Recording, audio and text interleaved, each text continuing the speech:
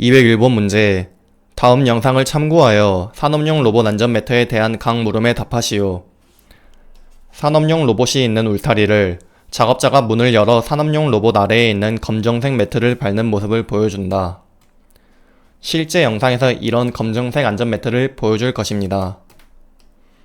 여기서 산업용 로봇 안전 매트 작동 원리로는 유효 감지 영역 내에 임의 위치에 일정한 정도 이상의 압력이 주어졌을 때 이를 감지하여 신호를 발생시키는 장치입니다. 다음으로 산업용 로봇 안전 매트 안전인증 표시 외 추가 표시 사항으로는 첫 번째, 작동화 중, 두 번째로는 감응 시간, 세 번째로는 복귀 신호의 자동 또는 수동 여부, 마지막으로는 대소인 공용 여부가 되겠습니다. 202번 문제. 다음 영상을 참고하여 컨베이어 시스템 설치 등으로 높이 1.8m 이상의 울타리를 설치할 수 없는 일부 구간에 대해서 설치해야 하는 방호장치 두 가지를 쓰시오. 산업용 로봇을 보여주고 있다. 첫 번째로는 안전매트, 두 번째로는 광전자식 방호장치를 설치해야 합니다. 203번 문제. 다음 영상을 참고하여 각 물음에 답하시오. 프레스를 보여주고 있다. 첫 번째로 금형 프레스의 발로 작동하는 조작 장치를 설치해야 하는 방호장치 명칭으로는 U자형 덮개가 있고, 다음으로 프레스 상사점에 있어서 상형과 하형과의 간격, 가이드 포스트와 부쉬의 간격 틈새는 몇 이하로 금형을 설치해야 하는가? 8mm 이하로 설치를 하여야 합니다. 204번 문제. 다음 영상을 참고하여 각 물음에 답하시오. 작업자가 컴퓨터로 문서 작업을 하는 모습이다. 작업자의 의자 높이가 맞지 않아 다리를 구부리고 앉아있고, 모니터도 가까이 보고 있고, 키보드를 높은 곳에 두어 작업을 하는 모습을 보여준다. 첫 번째로 반복적인 동작, 부적절한 작업 자세, 무리한 힘의 사용, 날카로운 면과 신체 접촉, 진동 및 온도 등의 요인에 의해 발생하는 건강장애로서 목, 어깨 등에 나타나는 질환 명칭으로는 근골격계 질환이 되겠습니다. 두 번째로는 작업자가 컴퓨터 단말기에 조작 업무를 하는 경우에 사업주 조치사항 4가지는 첫 번째로 실내는 명암의 차이가 심하지 않도록 하고 직사광선이 들어오지 않는 구조로 할 것, 두 번째로는 저휘도형의 조명기구를 사용하고 창, 벽면 등은 반사되지 않는 재질을 사용할 것, 세 번째로는 컴퓨터 단말기와 키보드를 설치하는 책상과 의자는 작업에 종사하는 근로자에 따라 그 높낮이를 조절할 수 있는 구조로 할 것, 마지막으로는 연속적으로 컴퓨터 단말기 작업에 종사하는 근로자에 대하여 작업시간 중에 적절한 휴식시간을 부여할 것이 답이 되겠습니다. 다음으로 영상과 같은 근골격계 부담 작업 시 유해 요인 조사 항목 두 가지를 쓰시오. 첫 번째로는 설비, 작업 공정, 작업량, 작업 속도 등 작업장 상황, 두 번째로는 작업 시간, 작업 자세, 작업 방법 등 작업 조건, 마지막으로는 작업과 관련된 근골격계 질환 징후와 증상 유무 등이 되겠습니다. 신설된 사업장인 경우 신설일부터 얼마 기간 이내에 최초 유해 요인 조사를 하여야 하는가? 최초의 유해 요인 조사는 1년 이내에 하여야 합니다가 답이 되겠습니다. 205번 문제. 다음 영상을 참고하여 연마 작업 시 착용해야 할 보호구 3가지를 쓰시오. 작업자가 연마 작업을 하고 있다.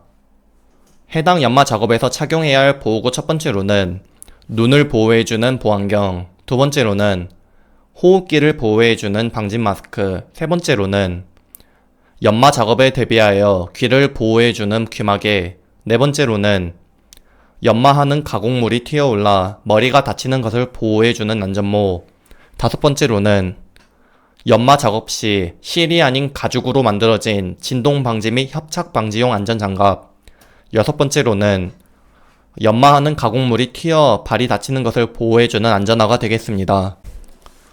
206번 문제. 다음 영상을 참고하여 각 물음에 답하시오. 해당 크레인을 보여주고 있다. 다음 보기를 참고하여 크레인의 명칭을 쓰시오. 이렇게 생긴 크레인은 겐트리 크레인입니다. 두 번째로 작업장 바닥에 고정된 레일을 따라 주행하는 크레인의 새들 돌출부와 주변 구조물 사이의 안전 공간은 최소 40cm 이상으로 하여야 합니다. 207번 문제. 다음 영상을 참고하여 각 물음에 답하시오. 작업자가 해당 장비를 운전한다. 해당 장비의 명칭은 지게차이고 지게차에 필요한 방어장치는 첫 번째로는 헤드가드, 두 번째로는 백레스트, 세 번째로는 전조등, 네 번째로는 후미등, 다섯 번째로는 안전벨트, 여섯 번째로는 경광등, 일곱 번째로는 후진 경보기, 여덟 번째로는 후진 감지기가 되겠습니다. 208번 문제. 다음 영상을 참고하여 다음 보기는 안전난간대 구조 및 설치 요건에 대한 설명일 때 빈칸을 채우시오.